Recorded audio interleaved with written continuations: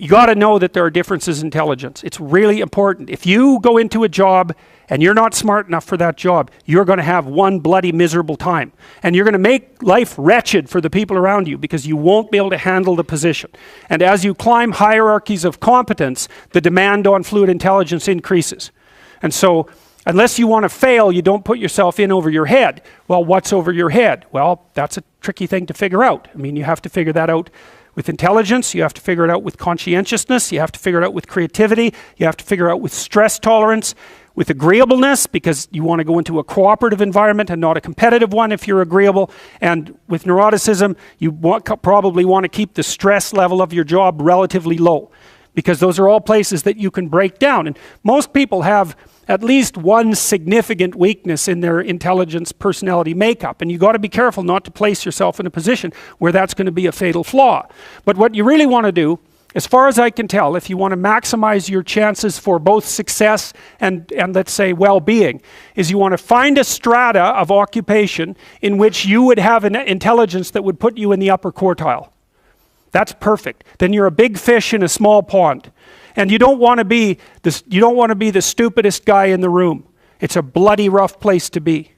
So, and you probably don't want to be the smartest guy in the room either, because what that probably means is you should be in a different room, right? You should look at a place where if you're right at the top, you've mastered it.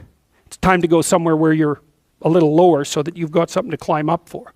So, and if you're not hyper conscientious, for example, you're probably not going to want a job that you have to work 70 hours a week at, because you're just not wired up that way. You'd rather have some leisure, and like, more power to you. If that's how you're wired up, there's nothing wrong with having some leisure. But if you're someone who can't stand sitting around doing nothing ever, then maybe you can go into a job that's going to require you to work 75 hours a week. And almost all jobs that are at the top of complex dominance hierarchies require very high intelligence and insane levels of conscientiousness, as well, generally speaking, as pretty damn high levels of stress tolerance. You know, because that can knock you out too, because there's going to be sharp fluctuations in your career, generally speaking, at the higher levels of a structure, and you have to make very complicated decisions, often with very short time horizons. So you have to decide if that's what you want. So, okay, so how smart do you have to be different things in life? Well, if you have an IQ of 116 to 130, which is 85th percentile and above, so it's one person in 8 up to one person in 130, I believe is 85, 90, 95, is it 95? I think it's 95.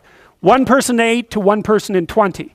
Then you can be an attorney, a research analyst, an editor, an advertising manager, a chemist, an engineer, an executive manager, etc. Now, that's not the high end for IQ, by the way.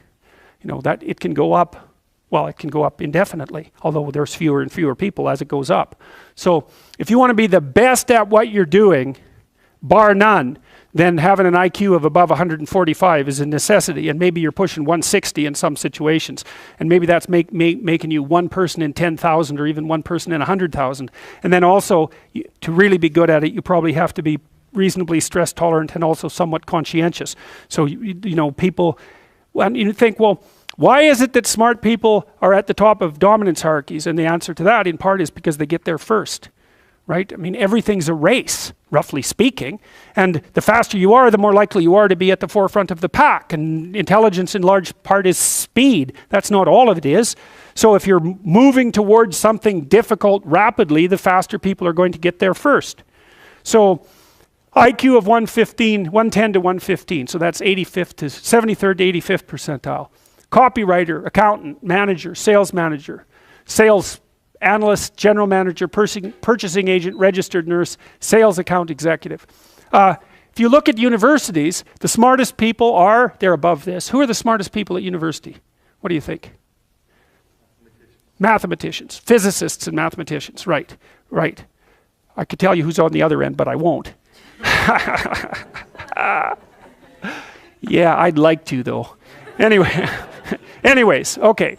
Going down now 103 to 108 is slightly above average, right? 60th to 70th percentile. Store manager, bookkeeper, credit clerk, lab tester, general sales, telephone sales, accounting clerk, computer operator, customer service rep, technician, clerk, typist. So you see at this level, people have some technical skill and some ability to deal with complex things. Okay, that's dead average. 100 is average. Dispatcher in a general office, police patrol officer, receptionist, cashier, general clerical, inside sales clerk, meter reader, printer, teller, data entry, electrical helper. 95th to 98. Machinist, food department manager, quality control checker, security guard, unskilled labor, maintenance, arc welder, die setter, mechanic. Good IQ range for relatively qualified tradespeople.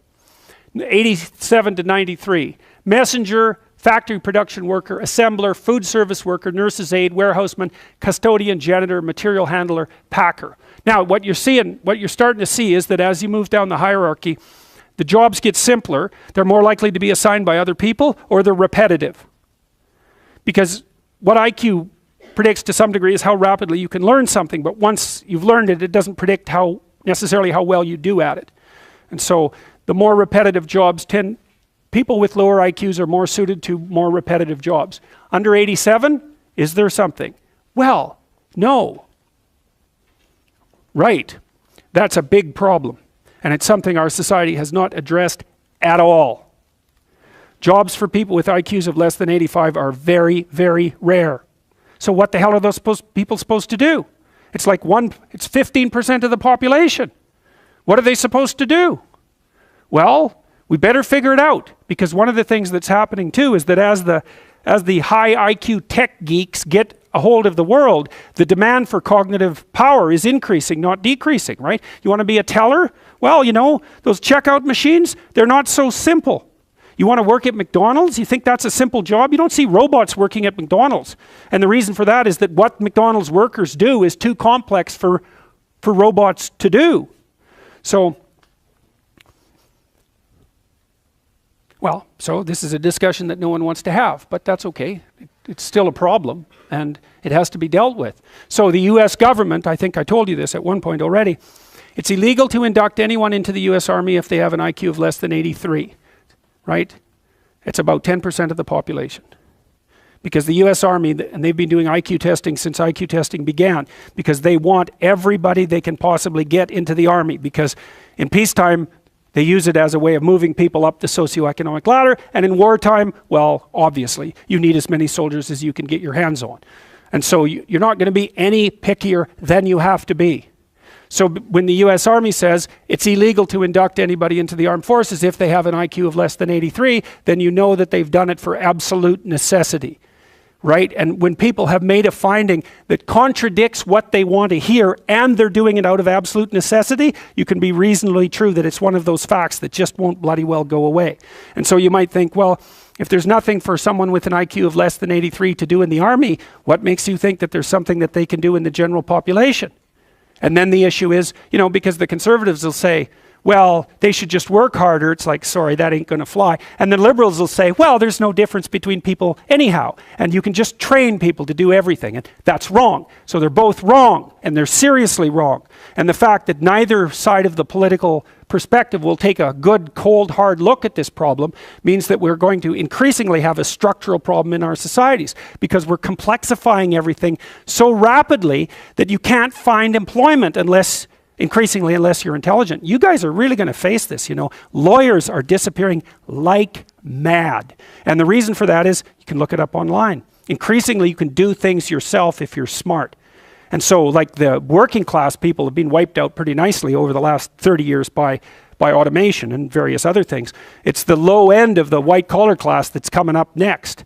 So I'm not saying that lawyers are in the low end, but low end lawyers are in the low end of the white collar class.